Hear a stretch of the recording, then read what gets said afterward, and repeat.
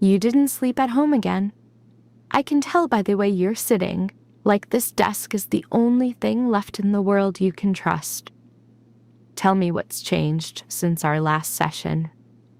What changed is I can't tell anymore when she's talking to me and when she's just showing me things. Before I could say, this is a dream, this is silence, this part is just me. Now there's no line between any of it.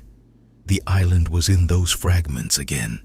Cayo Perico, the patrols, El Rubio's guards, and the pink lake Loro was trying to reach. Are you sure you're the one telling me about it? Dr. Moreno, where are your shoes? Right where they belong. Same as always. You just said something important, and I don't want us to lose it because of my feet. She showed me the lake again. The pink lake on Cayo Perico. Not like a landscape, like a room she never got out of. I've been there before, but this time I saw it through her eyes. Seeing the same image over and over doesn't necessarily mean your mind is breaking. Maybe Laura isn't tormenting you with the same dream. Maybe she's showing you pieces of testimony again and again until you finally understand who was there and what they actually saw. If it's testimony, then there's a case. And if there's a case, then someone is responsible.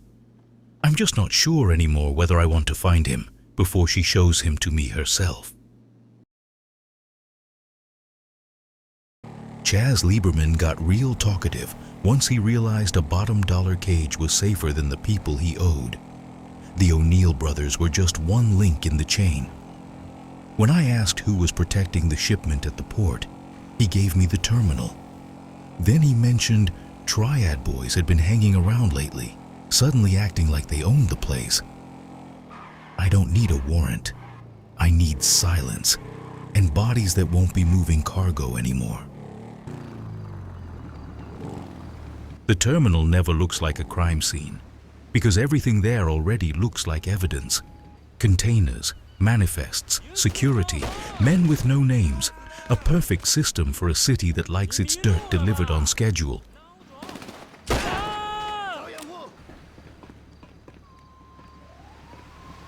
I didn't come here to make an arrest. Arrests matter when someone can still tell the truth in court. These men sold silence by the container, and today one of those containers finally came in empty.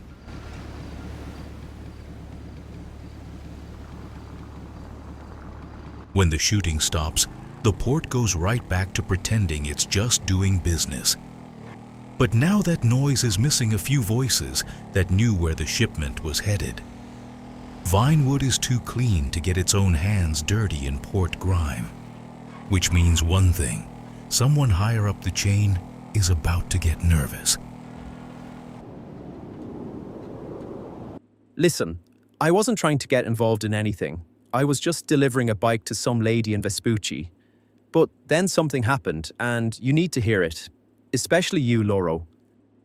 I picked up a job. A zombie bobber, a classic. Client out in Vespucci canals, some lady with taste. I'm riding along, wind in my ears, not even suspecting this day is about to pay me in more than just cash. The bike was beautiful, the girl was practically bouncing with joy, and I was already thinking about where nearby I could pour myself something even nicer than her smile. Gefängnis was close by, and when Martin de Witt's club is close by, that's not really a choice anymore. That's geography putting pressure on your liver. So I went in. Martin's one of us. He runs the place without too much fancy nonsense, and you can always pick up something interesting there, even when you only came in to wet your throat. There were two guys by the entrance, already in that special condition where the tongue outruns the survival instinct. One of them was saying something about Cayo Perico, El Rubio's security, and a woman they dragged all over Cayo Perico until she stopped being a problem. I didn't know yet how important that was, but I knew enough not to interrupt drunk idiots. That nonsense made my skin crawl. Just bring yourself and set chip in a 10. See you tomorrow. So I just shook it off and went inside looking for the bartender. That's how I heard about the woman from the island before Loro started staring at me with that dead sheriff look of his. I'm not saying it was Laura. I'm saying when drunks outside a club mention El Rubio, Cayo Perico, and a woman his guards dragged around, you pour yourself another one and remember every word. Well, if we're sharing stories about Cayo Perico, drunk idiots, and women nobody was supposed to see, I've got one ride of my own. I'm not saying I understand any of it. I'm just saying sometimes my cab meter knows more than the cops. I was parked on Vinewood Boulevard, counting the cracks in the stars under my feet and wondering if I should clip a tourist just for fun. Then a call drops for the hills, the kind of place where the fences are taller than common sense, and rich little bitches cry into their pillows out of boredom. I knew right away, either some rich lady lost her party, or this night was about to become more than just another boring tip run. The girl gets in, asks me to take her to Rebel Radio. And at first it all sounds normal, if you forget that normal people don't run from Vinewood Hills into the desert at night. Then she went quiet. But when I heard the words Cayo Perico in her phone call, I nearly jerked the wheel. She was telling a friend she'd seen a woman there, alive, a year or two ago, before everything happened.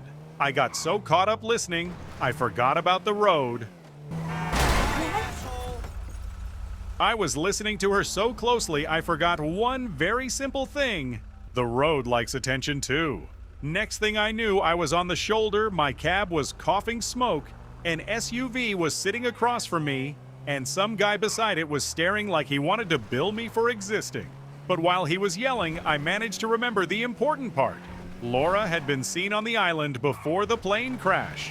She wasn't some random tourist. She was a living target. We still made it to Rebel Radio because I'm a professional. I just have an unconventional relationship with body damage. She got out and left me with more questions than tips. And I stood there by that damn tower in the middle of the desert, realizing I wasn't just some cab driver who overheard too much anymore. I was a witness. Long story short, that passenger definitely saw Laura alive on that damn island. So tell me, Sheriff, why does everybody around you know more about your dead woman than you do? I know more about her than I wish I did. But what you just told me is testimony that was never supposed to reach you. Great. Sounds like exactly the kind of night that won't make me quit whiskey. I'm no conspiracy expert, Sheriff, but when the same dead woman keeps crawling out of different idiot stories in different neighborhoods, that's not a coincidence anymore. Fine. You're in this now, whether you like it or not. And if she was a target before the plane went down, that means somebody here knew what she was looking for.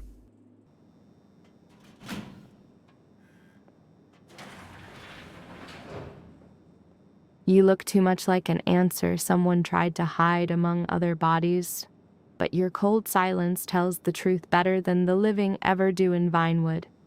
Time to open your file.